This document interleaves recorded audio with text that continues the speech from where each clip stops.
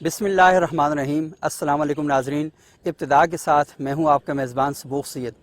नाजरीन, अमूमन हम ये शिकवे और शिकायतें करते हैं कि हमारे माशरे के अंदर ऐसे फोरम्स नहीं हैं जहां पर खुलकर गुफ्तगू हो सके, जहां पर हमारे मसाइल और उनके हल के बारे में बातचीत हो और हमारी सोसाइटी के बड़े जहन, बड़े दिमाग इकट्ठे हों और इकट्ठे होकर उन मौज़ूआत पर बात करें जो हमारे माशरे के ज़िंदा मसाइल हैं।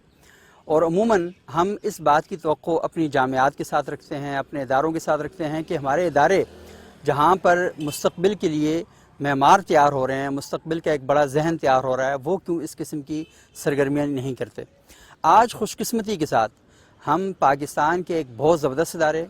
इल्लामा इक़बाल ओपन यूनिवर्सिटी में मौजूद हैं और इल्लामा इक़बाल ओपन यूनिवर्सिटी में एक सीरत चेयर कायम हुई है और सीरत चेयर ने एक बड़े शानदार प्रोग्राम का इनेकाद किया है और उन्होंने एक डायलॉग सीरीज़ का ऐलान किया है। डायलॉग सीरीज़ का इनेकाद उन्होंने यहाँ शुरू किया है, जिसमें पाकिस्तान की मारूफ इल्मी और फ़िक्री शख्सियात को दावत दी जाएगी जो यहाँ पर आएंगे और हमारे माशरे के जो मसाइल हैं उन पर गुफ्तगू की जाएगी।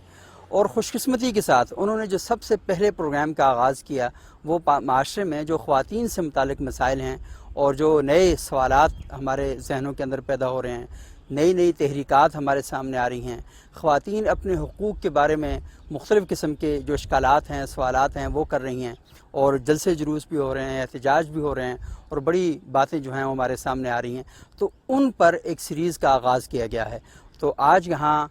इल्लामा इक़बाल ओपन यूनिवर्सिटी में मौलाना ज़ाहिदुर राशिद साहब पाकिस्तान की एक बड़ी इल्मी शख्सियत हैं, उनको दावत दी गई है, वो यहाँ पर तशरीफ़ लाए हैं। और इसके साथ साथ प्रोफेसर डॉक्टर क़िबला याद साहब इस्लामी नज़रियाती कौंसिल के चेयरमैन हैं, खुर्शीद नदीम साहब हैं, पाकिस्तान के दीगर बड़ी अहम शख्सियात जो हैं वो इस नशिस्त के अंदर मौजूद हैं और वो इस मसले पर अपनी सोच विचार भी कर रहे हैं और गुफ्तगू भी की जा रही है। तो आज हम इस मौजू पर बात करेंगे और यहाँ जो शुरकाए हैं उनके साथ हम बातचीत करेंगे और उनसे हम ये पूछेंगे कि ये जो मसाइल हैं इनके साथ निमटने का एहसन, बेहतरीन और अच्छा तरीक़ा क्या हो सकता है। तो आइए हम अपने जो शुरका हैं उनके साथ गुफ्तगू का आगाज़ करते हैं। नाज़रीन, इल्लामा इक़बाल ओपन यूनिवर्सिटी के सीरा चेयर के ज़ेर इत्माम आज एक बड़ी ज़बरदस्त और भरपूर इल्मी गुफ्तगू और एक इल्मी नशिस्त का इनेकाद किया गया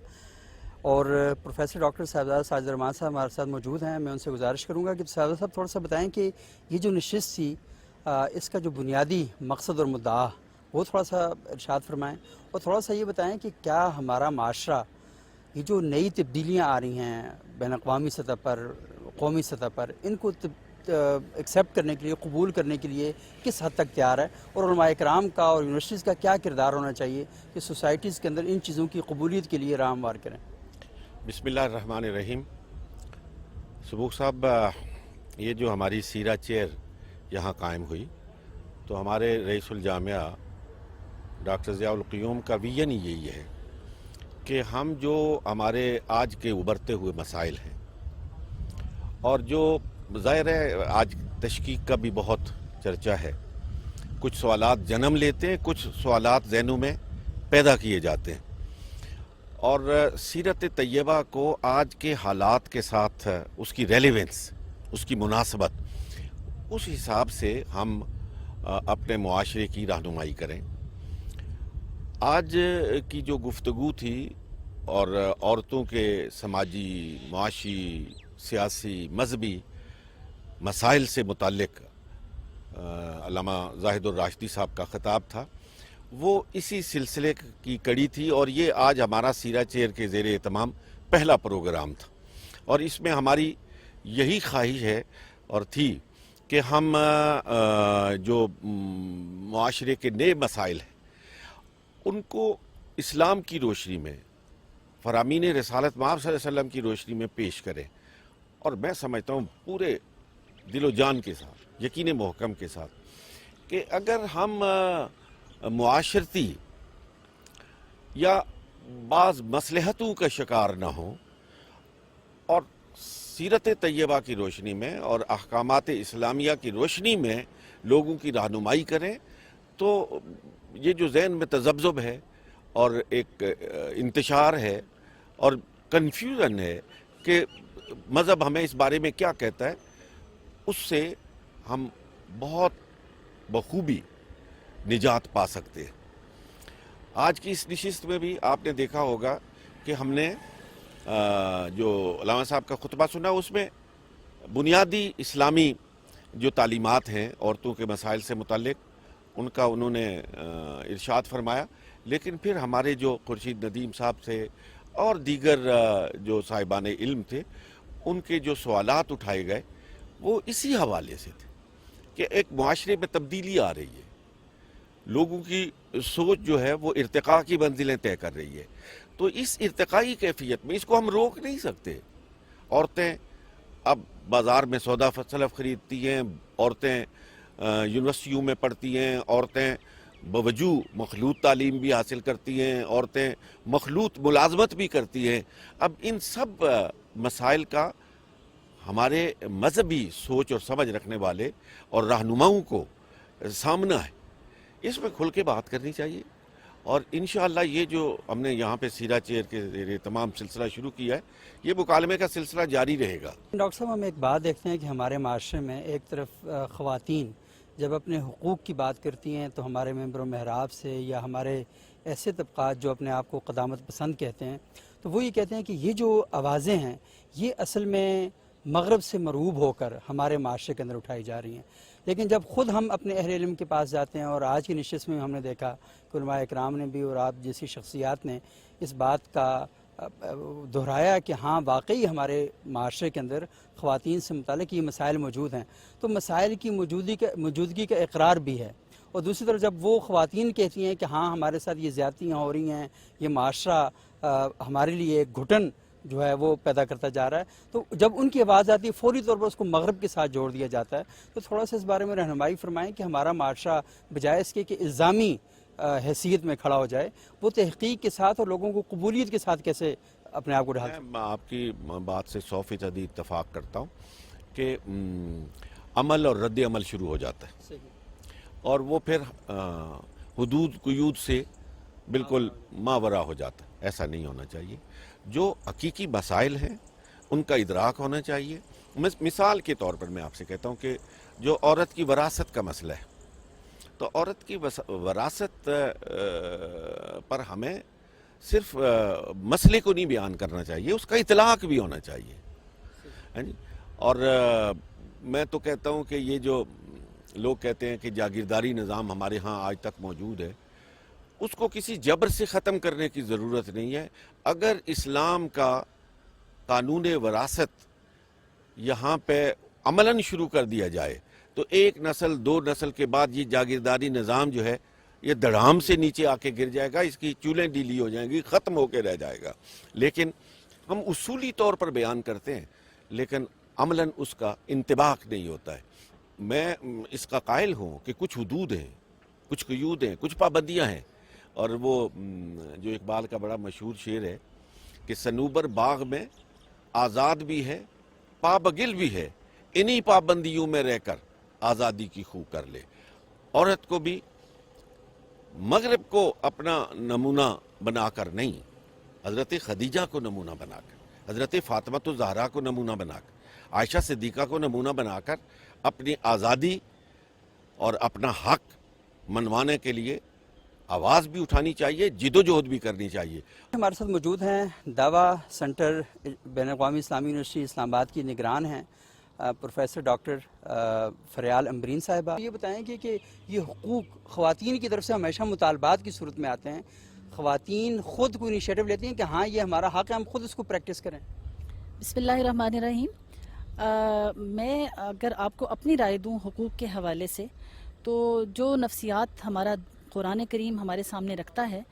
وہ یہ ہے کہ انسان اپنے فرائض کی ادائیگی پر توجہ دے، حقوق دوسرے فرد کو اس کے مل جائیں گے، اور دوسرا فرد جب اپنے فرائض کی ادائیگی پر توجہ دے گا تو پہلے فرد کو اس کے حقوق مل جائیں گے۔ یہ وائس ورثہ ہوتا ہے نا، گیو اینڈ ٹیک کی بات ہے۔ تو میں سمجھتی ہوں کہ حقوق کے مطالبے کی ضرورت پڑنی نہیں چاہیے خواتین کو۔ از خود اگر سوسائٹی ان بنیادوں پر قائم ہو جو کہ اللہ اس کے رسول صلی اللہ علیہ وسلم نے ہمیں بتائی ہیں تو پھر نہ خواتین کو حقوق مانگنے پڑیں گے، نہ کل کو مردوں کو اپنے لیے مارچ کرنا پڑے گا کہ ہمارے حقوق جو ہیں ہمیں دیے جائیں۔ یہ جو ہمارے معاشرے میں کشمکش ہے اس کی بنیادی وجہ یہ ہے میری رائے میں کہ یہاں پر اسلام کا نظام نافذ نہیں ہے۔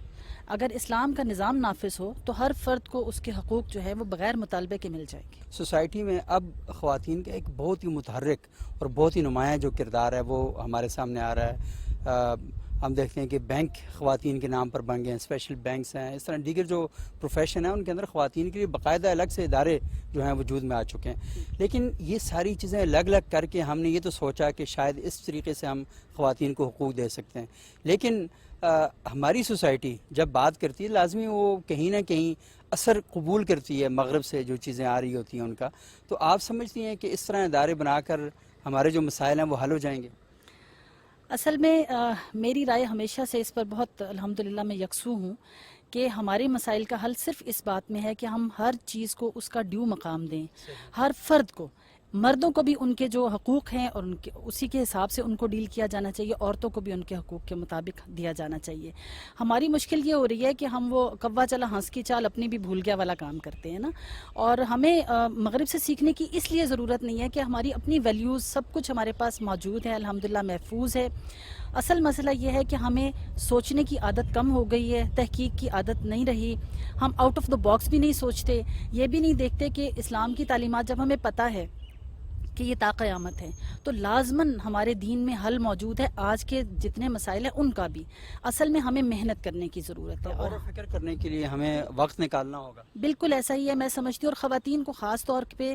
اپنے معاملات کے لیے خود بھی محنت کرنی چاہیے۔ ہم ہر وقت یہ نہ سوچیں کہ مرد ہمیں ہمارے مسائل کا حل تلاش کر کے دیں گے، ہمیں خود بھی محنت کرنی چاہیے، پڑھنا چاہیے، ریسرچ کرنی چاہیے، سیرت طیبہ کا استنباطی مطالعہ کرنا چاہیے۔ اچھا، یہ جو آپ کا دعویٰ اکیڈمی ہے اور آپ خواتین کے لیے آپ وہاں پہ کام کرتی ہیں، نگران ہیں وہاں کی، تو کیا اس قسم کے موضوعات پر آپ کے ہاں بھی خواتین کی کوئی کانفرنسز ہوتی ہیں یا کوئی ڈائلاگ کا اہتمام کیا جاتا ہے؟ جی الحمدللہ، میں آپ کو یہ بتانے پسند کروں گی، بلکہ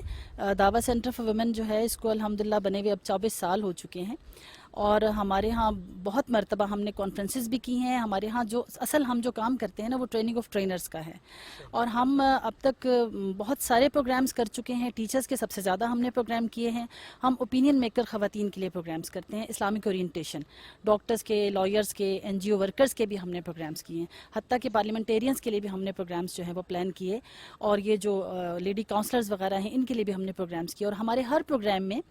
ایک خوبصورت سا ہم کمبینیشن بناتے ہیں جس میں انہیں قرآن و سنت کی تعلیمات ایک بحیثیت ایک انسان کے ان سے سیکھنے کی تو جو ایک سہولت میسر ہوتی ہے، لیکن ایک خاتون کا کیا مقام ہے اسلام میں، اس کے کیا فرائض ہیں، اس کے کیا حقوق ہیں، اور عملاً ان کو کیسے ہم خاتون کو دلوا سکتے ہیں۔ ہمارے ساتھ محمد صہیب ایڈوکیٹ صاحب موجود ہیں، ان سے ہم جاننا چاہیں گے کہ ہمارے معاشرے کے اندر جو خواتین کے حقوق ہیں ان کے بارے میں جب بھی گفتگو کی جاتی ہے تو وہ گفتگو تھوڑی دیر بعد اشتعال کی صورت اختیار کر جاتی ہے، اور ایسا لگتا ہے کہ جیسے دو گروہ ہیں اور وہ باہم ایک دوسرے کے اوپر حملہ آور ہیں۔ صہیب صاحب یہ بتائیے گا کہ ہم جس سوسائٹی میں بستے ہیں وہاں پر بحثیں،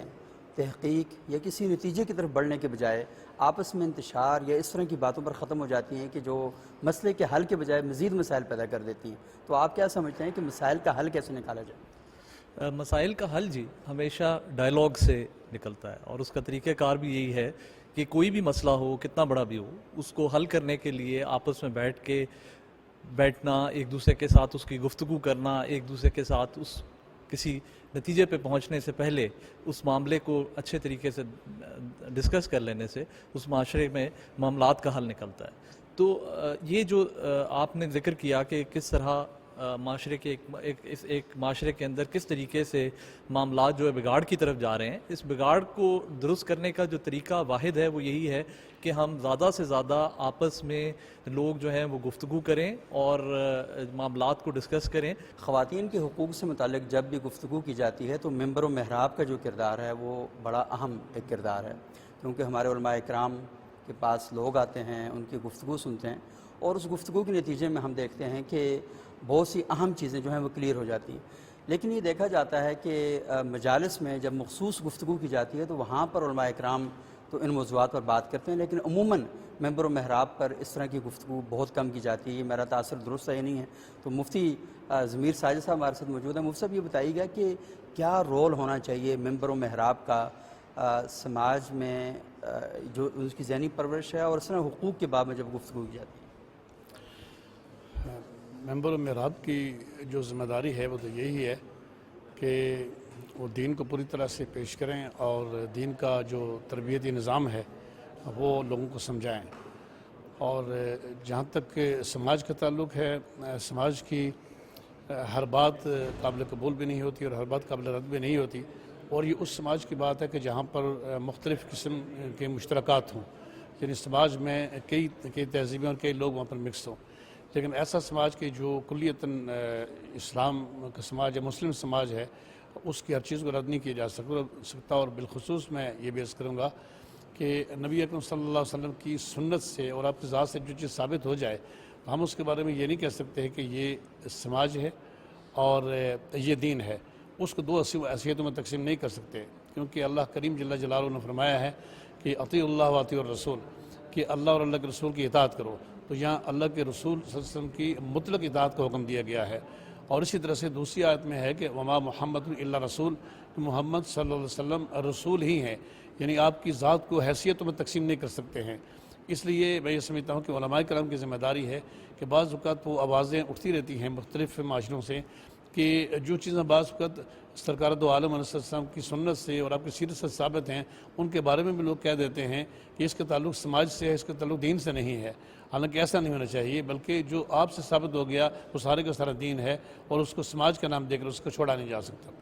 اچھا مفتی صاحب یہ بتائیے گا کہ ہم یہ دیکھتے ہیں کہ خواتین کے حقوق کے باب میں پاکستان میں قرآن سے شادیاں کروا دی جاتی ہیں. اچھا جو وراثت ہے اس میں حصہ ان کا ضبط کر دیا جاتا ہے. تو ہم یہ دیکھتے ہیں کہ یہ آوازیں قوم کی تربیت کی، اخلاق کے حوالے سے بڑی اہم چیزیں ہیں. تو جب ہمارے معاشرے کے اندر خواتین آتی ہیں اور اپنے حقوق کا علم بلند کرتی ہیں تو ہمارے ممبر و محراب سے ان خواتین کے بارے میں بھی یہ آوازیں بلند کی جاتی ہیں کہ یہ ٹھیک بات نہیں کر رہے ہیں، اور خود علماء اکرام اس بات کو تسلیم کرتے ہیں کہ ہاں یہ مسائل ہمارے معاشرے کے اندر ہیں. تو یہ جو تضاد ہم دیکھتے ہیں سوسائٹی کے اندر، اس کا حل کیا ہے اور ممبر و محراب اس میں کیا رول پلے کر سکتے ہیں؟ میں یہ سمجھتا ہوں کہ وارثان ممبر محراب کے جو ذمہ دار شخصیات ہیں، جو اہل علم ہیں، وہ کبھی بھی عورتوں کے حقوق کے مطالبے پر یہ نہیں کہتے ہیں کہ ان کا یہ مطالبہ درست نہیں ہے، بلکہ وہ ان چیزوں کی مذمت کرتے ہیں کہ بعض اوقات ہماری خواتین مغربی معاشرے کو دیکھ کر اس طرح کی آزادی کا مطالبہ کرتی ہیں اور وہ کہتی ہیں کہ ہمارا جسم ہماری مرضی ہے، اور اس طرح کی باتوں کی پھر علماء مذمت کرتے ہیں. اور یہ ان کی ذمہ داری میں شامل ہے کہ خواتین اگر وراثت کی حقوق کا مطالبہ کریں، خواتین اگر اپنی جو اسلام نے حقوق دیے ہیں ان کے ملنے کا مطالبہ کریں تو اس پہ تو کوئی بھی اختلاف نہیں کرتا، نہ کبھی میں نے آج تک سنا ہے اور نہ کوئی کر سکتا ہے. عزیر ایڈوکیٹ صاحب ہمارے ساتھ موجود ہیں، صاحبزادہ عزیر ایڈوکیٹ صاحب. یہ بتائیے گا صاحبزادہ صاحب کہ آپ کیا سمجھتے ہیں کہ ایک تو تھوڑا سا بتائیں کہ ہم یہ دیکھتے ہیں کہ ہماری جو وکلاء تحریک تھی یا اس طرح کی دیگر موومنٹس تھیں اس میں خواتین کا ایک بڑا نمایاں اور بڑا اہم رول ہے، اور یہ سپریم کورٹ بار کے جو الیکشن ہوتے ہیں، ہائی کورٹ بار، تو خواتین بڑا زبردست اس میں کردار ادا کرتی ہیں. تو اس کردار کے بارے میں تھوڑا سا بتائیں کہ آپ کی بار میں ان کا کیا کردار ہوتا ہے، اور دوسرا یہ بتائیں کہ کیا وہاں پر بھی سوسائٹی کے ان ایشوز پر غور و فکر کیا جاتا ہے؟ جی بسم اللہ الرحمن الرحیم. دیکھیے صبوح صاحب، ہمارا جو معاشرہ ہے اور پاکستانی معاشرہ، اس کی بنیاد قرآن اور سنت ہے. یہ اسی نام پہ بنا، یہ ملک اسی نام پہ بنا، اسی مقصد کے ساتھ دین کی خاطر یہ ملک پاکستان وجود میں آیا، اور اسی بنیاد کے اوپر، انہی دینی تعلیمات کی بنیاد کے اوپر، قرآن اور سنت کی بنیاد کے اوپر ہمارا آئین پاکستان بنا. اور بالخصوص 73 کا آئین وہ جنڈر ایکوالٹی کی بنیاد رکھتا ہے. اس کے اندر کسی قسم کی جو فنڈامنٹل رائٹس ہیں اس میں کسی قسم کی کوئی تفریق نہیں کی گئی. وہ مرد اور عورت کو ایکوالٹی فراہم کرتا ہے. وہ تمام بنیادی حقوق جو کسی مرد کو حاصل ہیں وہی عورت کو حاصل ہیں. جو ہمارے معاشرے نے جو اس کے اندر تبدیلی آئی، جو اس کے اندر ترویج آئی، جس طریقے سے آپ نے خود فرمایا کہ معاشرے کے اندر جو ایک تسلسل آیا، اس کا نتیجہ 1973 کا آئین ہے اور اسی کے تحت مختلف بننے والے قوانین ہیں. اور اگر ہم اپنے معاشرے کے اندر بہتری چاہتے ہیں تو ہمیں اپنی اس بنیاد کی طرف جانا ہوگا، اور وہ بنیاد قرآن اور سنت، اور قرآن اور سنت پر منتج جو آئین پاکستان ہے، اگر ہم ہر معاملے کو اس کی طرف رجوع کریں تو ہمارے معاشرے اور ملک کے اندر بہت ساری بہتری آ سکتی ہے. جہاں تک آپ نے فرمایا جو ہماری خواتین ہیں اور جو بالخصوص وکلاء خواتین ہیں، ان کا معاشرے میں اور بالخصوص جو شعبہ قانون میں جو ان کا حصہ ہے وہ بہت اہم ہے. چاہے وہ وکلاء تحریک ہو تو وہ پیش رہیں، اور جو ہماری خواتین کے حقوق کے تحفظ کے لیے جو کردار ہماری خواتین وکلاء پیش ہو کر ادا کر رہی ہیں وہ بھی خراج تحسین پیش کرنے کا دل چاہتا ہے ان کے لیے. اور ہم سمجھتے ہیں کہ بحیثیت وکلاء کہ اگر ہم مرد و خواتین آئین اور قانون کے مطابق تمام جو ہمارے معاشرے کے طبقات ہیں ان کو ان کے حقوق فراہم کریں تو ہم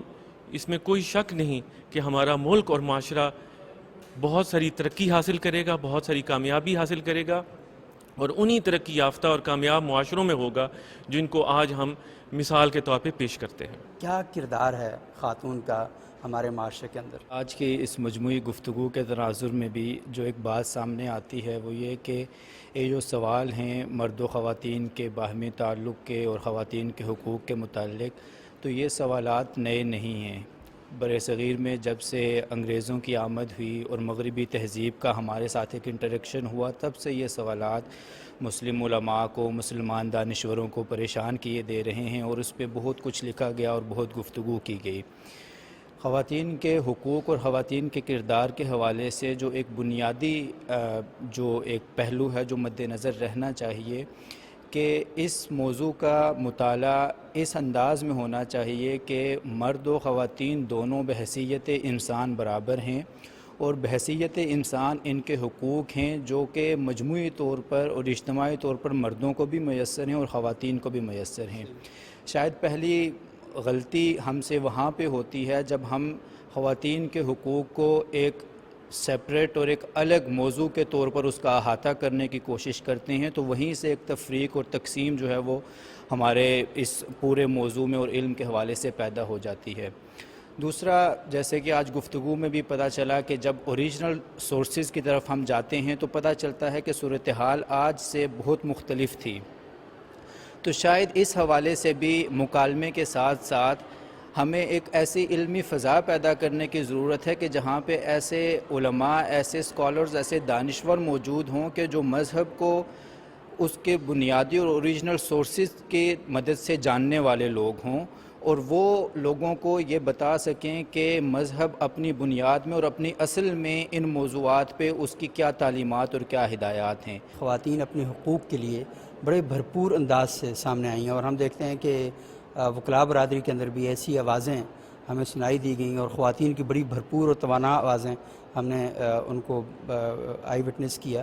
تو یہ جو ایک تحریک پیدا ہوئی ہے اور اتنا بڑا ایک تحرک ہمارے معاشرے کے اندر دکھائی دیتا ہے، اور باقاعدہ اب تو بعض جگہ تو ایسا ہے کہ مرد بات کرتے ہوئے ہچکچاتے ہیں. تو یہ جو ساری صورتحال، آپ بنیادی وجہ کیا سمجھیں؟ کیا کہیں ہمارے معاشرے کے اندر یہ غفلت تھی کہ ہم نے ان آوازوں کو دبائے رکھا مسلسل، اور وہ آوازیں اب پھٹ پڑی ہیں؟ دیکھیں، کسی حد تک یہ کہا جا سکتا ہے کہ آوازوں کو دبائے رکھا، لیکن ہر چیز کا شاید ایک فطری وقت بھی ہوتا ہے، اور گزشتہ زمانوں میں چونکہ علم اور خاص طور پر انفارمیشن ٹیکنالوجی کی ترقی کی وجہ سے چونکہ علم اب یونیورسٹیوں کا اور بند کمروں کا محتاج نہیں رہا بلکہ ایک اوپن سورس ہو گیا ہے، تو اس کی وجہ سے میں تو یہ سمجھتا ہوں کہ یہ بحیثیت مجموعی ایک علم کی ترقی ہے. عموماً گفتگو کی جاتی ہے کہ مغربی تہذیب کا غلبہ ہے. شاید مغربی تہذیب سے زیادہ جو مغرب کا کہ ہاں علم کی جو ایک فضا یا علم کے حوالے سے جو ان کی ظاہری یا حقیقی برتری ہے، اس کا بھی ایک بہت بڑا اس حوالے سے بہت بڑا حصہ ہے. اس وقت ہمارے ساتھ موجود ہیں ملک عزیز پاکستان کی بڑی نامور علمی شخصیت جناب پروفیسر فتح محمد ملک صاحب، اور علامہ اقبال اوپن یونیورسٹی میں اقبال چیئر کے وہ سربراہ ہیں. ملک صاحب، میں آپ سے تھوڑا سا یہ جاننا چاہوں گا کہ خواتین کے حقوق کے بارے میں جب ہم پاکستان میں بات کرتے ہیں تو آپ تھوڑی سی ہماری رہنمائی کریں کہ پاکستان میں خاتون کا کردار کیا ہے، اور جو بدلتے ہوئے حالات ہیں اس کے مطابق خاتون اپنا کردار جو ہے وہ نئے سانچوں میں کیسے ڈھالے؟ میں سمجھتا ہوں کہ خاتون کا جو حق ہے اور وہ انسانی حقوق سے الگ کوئی چیز نہیں ہے. مردوں کے حقوق اور عورتوں کے حقوق یکساں ہیں. انسانی حقوق جو ہیں انہیں سامنے رکھا جائے تو میری حقیر رائے میں جب تک یہاں सरदारी सिस्टम है, जागीरदारी सिस्टम है, उस वक्त तक इंसानी हकूक़ पामाल होते रहेंगे। तो उसमें औरत और मर्द का कोई इम्तियाज़ नहीं है। तो हमें इंसानों को आज़ाद करने की खातिर सारे मुल्क से सरदारी निज़ाम और जागीरदारी निज़ाम को ख़त्म करके इस्लामी मुसावात का जो तसव्वुर है उसे अमल में डालना होगा। डॉक्टर समीला ज़ुबैरी साहब, ये बताइएगा कि एक इस्लामी माशरे के अंदर ख़वातीन की ज़िम्मेदारियाँ क्या हैं और जदीद दौर में जो ख़वातीन अपने हुकूक़ के बारे में बात कर रही हैं उस पर आपकी राय क्या है? जी थैंक यू वेरी मच। सबसे पहले तो ये है कि तलबुल इल्मी फ़रीज़तुन अला कुल्लि मुस्लिम, सबसे बड़ी ज़िम्मेदारी सीकिंग नॉलेज है, इल्म हासिल करना है। तो उसमें अल्लाह के नबी सल्लल्लाहु अलैहि वसल्लम ने मर्दों और औरतों को बराबर ज़िक्र किया। अगरचे ज़िम्मेदारियाँ मर्दों की ज़्यादा हैं कि वो उनको ख़र्च भी करें और सहारा भी दें और उनकी सिक्योरिटी का भी बंदोबस्त करें, तो ये मर्द की ज़िम्मेदारी ज़्यादा है और औरत का इकराम इसमें ज़्यादा है, औरत का इकराम ज़्यादा है। पहले ज़माने में, ज़माना जाहिलियत में आपको पता है कि वो सारे उसको उसकी खातिर लड़ तो पड़ते थे, लेकिन औरत की इज़्ज़त कोई नहीं थी, जो मर्ज़ी उचक लेता था। तो अल्लाह के नबी सल्लल्लाहु अलैहि वसल्लम ने इसको सिक्योर किया। दूसरा ये कि कुरान करीम में एक ऐसा जुमला है सूरह बकरा में जो पूरी 5000 साल अदब की तारीख़ में कहीं नहीं मिलता। ये मौलाना आज़ाद ने लिखा है, वलहुन्ना मिस्लुल्लज़ी अलैहिन्ना बिलमारूफ़। कुरान कहता है कि जैसे उनके हुकूक़ हैं वैसे उनके वाजिबात हैं। और सूरह नहल में 14वें पारे में अल्लाह फरमाते हैं, मन अमिल सालिहन मिन ज़करिन औ उन्सा व हुवा मुमिन फलनुहयिन्नहु हयातुन तय्यबा। मोमिन मर्द हो या औरत, स्पेसिफिकली ज़िक्र किया है। जो भी ईमान लाएगा और नेक अमल करेगा उनको हम वादा करते हैं कि उनको एक खूबसूरत और अच्छी ज़िंदगी देंगे, यहाँ पे भी आखिरत में भी उनको अल्लाह ताला सुकून देंगे। और दूसरा यह कि इस्लाम जब शुरू हुआ था और उसके साथ साथ जो उसकी तारीख़ और रिवायत है उसमें ख़वातीन कहीं भी पीछे नज़र नहीं आती। इब्तिदा में हज़रत खदीजा ने सपोर्ट किया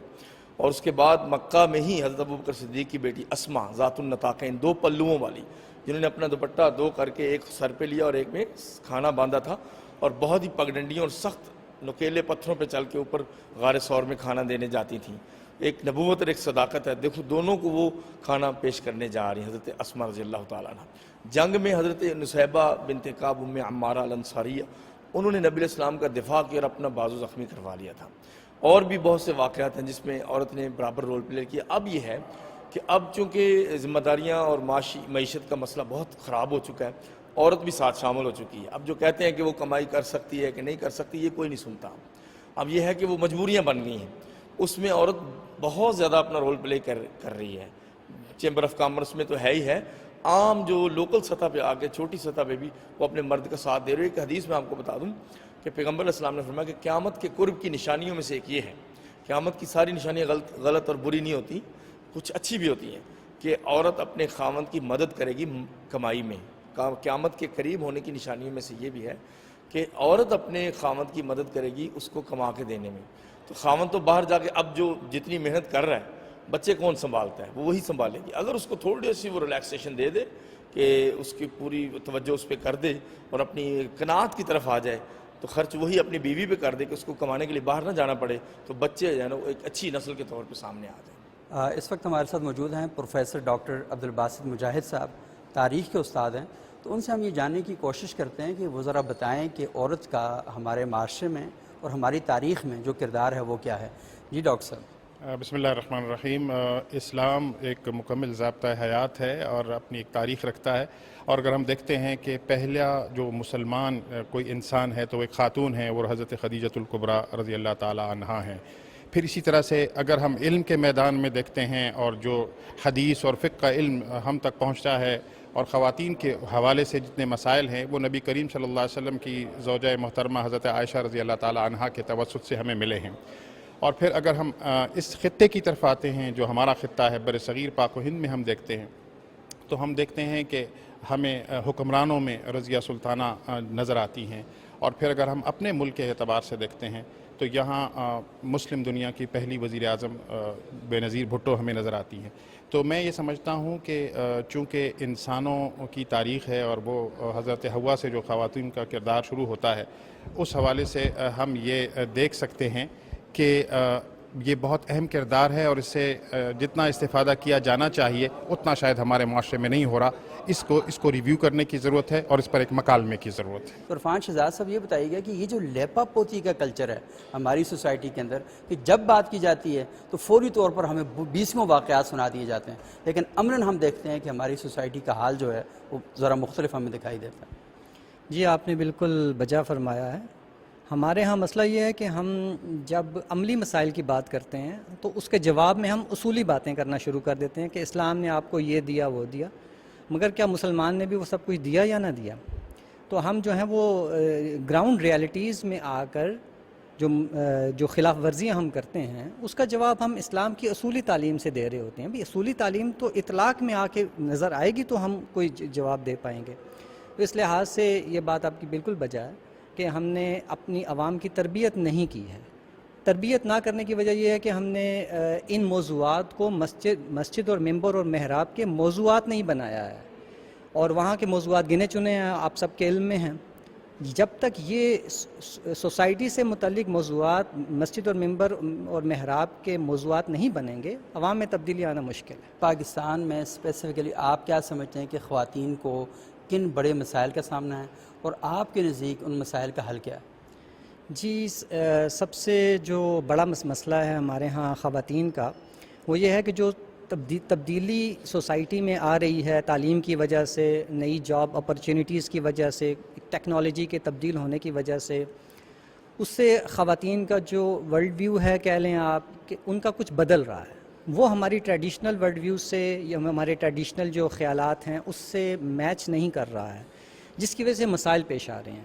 خواتین کو جتنی سپیس چاہیے ایک حیا اور عفت کے دائرے میں رہتے ہوئے، ہماری سوسائٹی وہ بھی دینے کو پوری طرح تیار نہیں ہو پا رہی ہے. یہاں پر جو ہیں وہ اس قسم کے مسائل پیش آ رہے ہیں.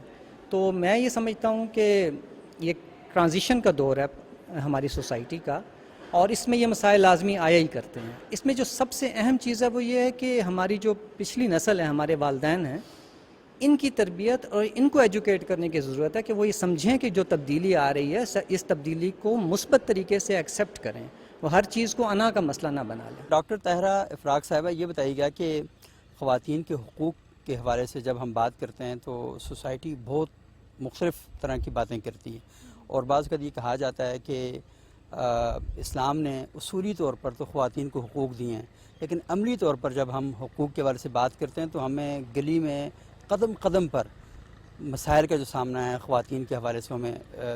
دیکھنے کو ملتا ہے. اور بعض اوقات یہ بد اعتمادی کی یہ حالت ہے کہ خواتین کو اہم عہدوں دیتے ہوئے نا پورا بورڈ بیٹھتا ہے کہ بھئی یہ عہدہ دینا بھی چاہیے نہیں دینا چاہیے، کیا وہ پرفارم کر سکیں گے نہیں کر سکیں گے. تو آپ کیا سمجھیں ہیں، کیا یہ تاثر جو ہے یہ درست ہے؟ اور دوسری بات یہ بتائیں کہ خواتین اپنے رول کو سوسائٹی کے اندر کیسے بڑھا سکتی ہیں، مضبوط کر سکتی ہیں؟ مذہب کے اندر جو ہمارا مذہب اسلام ہے وہ تو اس میں تو کوئی وہ سب کلیئر ہے، وہاں پہ عورت کو بھی حقوق حاصل ہیں، مرد کو بھی حقوق حاصل ہیں، کوئی کسی قسم کی کوئی کنفیوژن نہیں ہے. اور اگر آپ امہات المؤمنین کی زندگیاں دیکھیں تو انہوں نے ہر جگہ پرفارم کیا ہے، ہر پلیٹ فارم پر اپنا جو بھی ان کا ٹاسک تھا وہ انہوں نے کیا ہے. تو ہمارے لیے وہیں سے رہنمائی ہمیں مل جاتی ہے. تو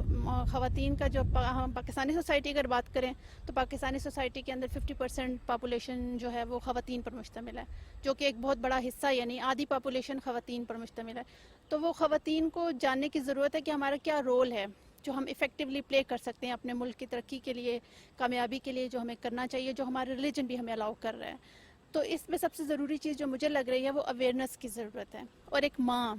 جو بچے کی سب سے پہلی تربیت کیا ہوتی ہے، ماں نے اپنی بچے کی تربیت کرنی ہے، پھر ہم اسکول پہ جاتے ہیں تو ٹیچرز نے بچوں کی تربیت کرنی ہے. تو اس طرح ایک پوری سوسائٹی کو بیسیکلی سوسائٹی کی تربیت کی ضرورت ہے، تب جا کے یہ سارے مسائل، یہ پاور ڈائنامک، یہ انسیکیورٹیز، بیسیکلی انسیکیورٹیز کا بھی ایشو اس میں بہت زیادہ آ جاتا ہے. تو ہمیں سوسائٹی پہ کام کرنا ہوگا from grass root level, from ماں کی گود سے لے کے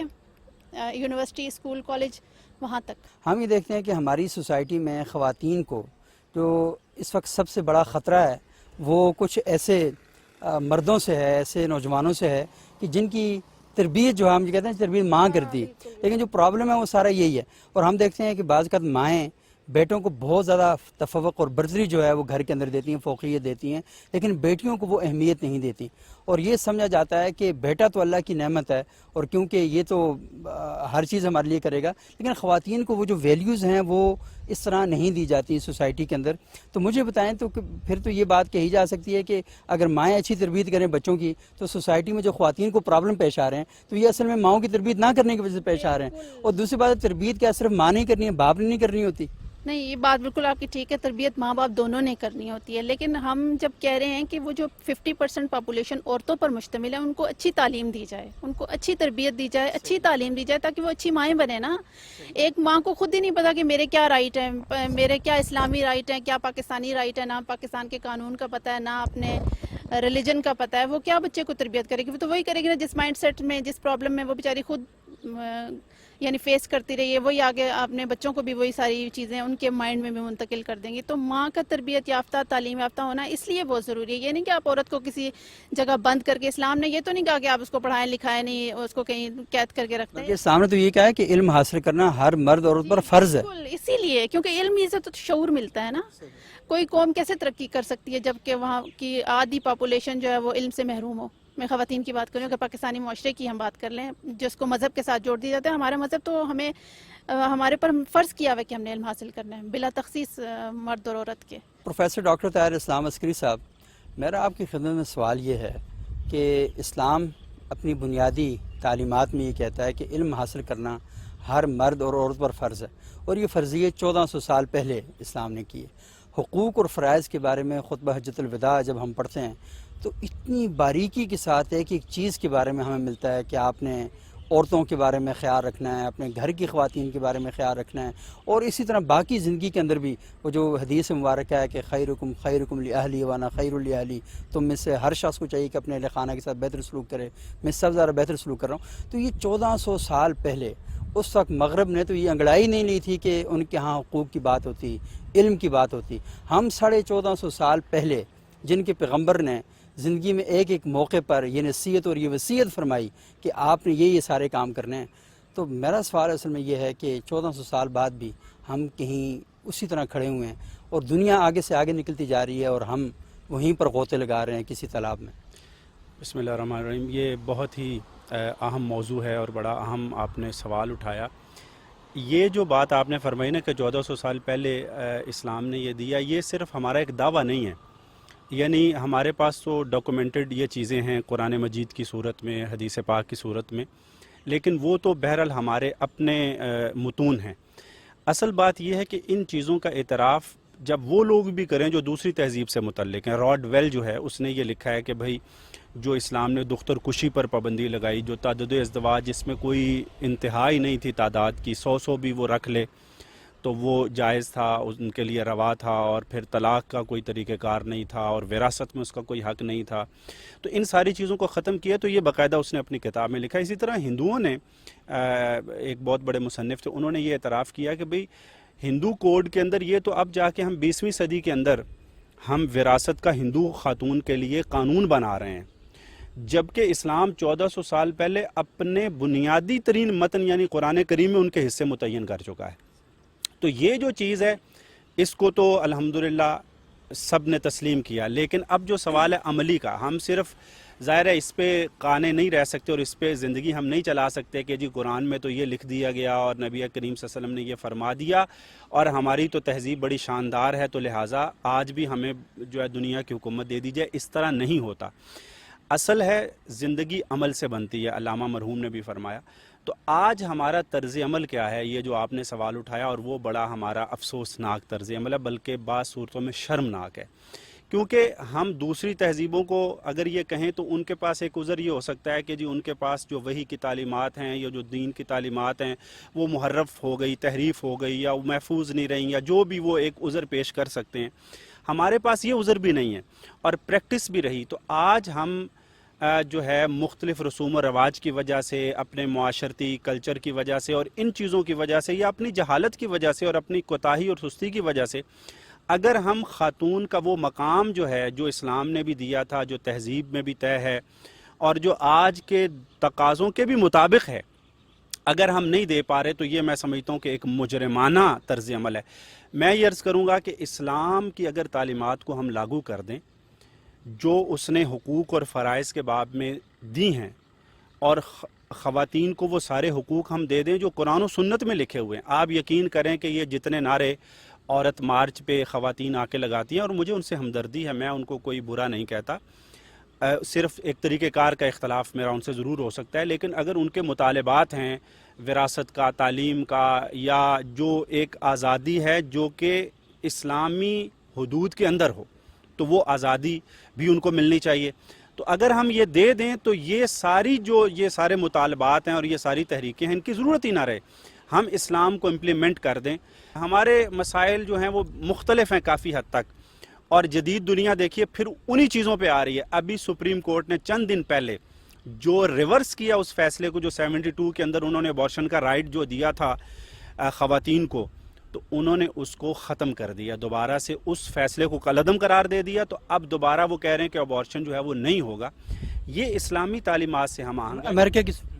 امریکن سپریم کورٹ کی میں بات کر رہا ہوں, امریکن سپریم کورٹ. تو اب یہ ہے کہ وہ جو تعلیمات ہمارے قرآن و سنت کے مطابق تھی کہ زیرو کو قتل نہیں آپ کریں گے, یعنی اب دیکھیے کہ یہاں دو حقوق کا تصادم ہو رہا ہے. ایک حق ہے عورت کی آزادی کا اور ایک حق ہے کہ ایک جان کا, ایک نفس ہے, ایک نفس ہے اس کی جان کا. تو آپ دو حقوق میں جب تعارض ہوگا تو یہ کہا جاتا ہے کہ آپ کی آزادی وہاں تک ہے جہاں تک میری ناک شروع نہیں ہوتی. تو اب بچہ کے اندر جب زندگی کا وجود آ گیا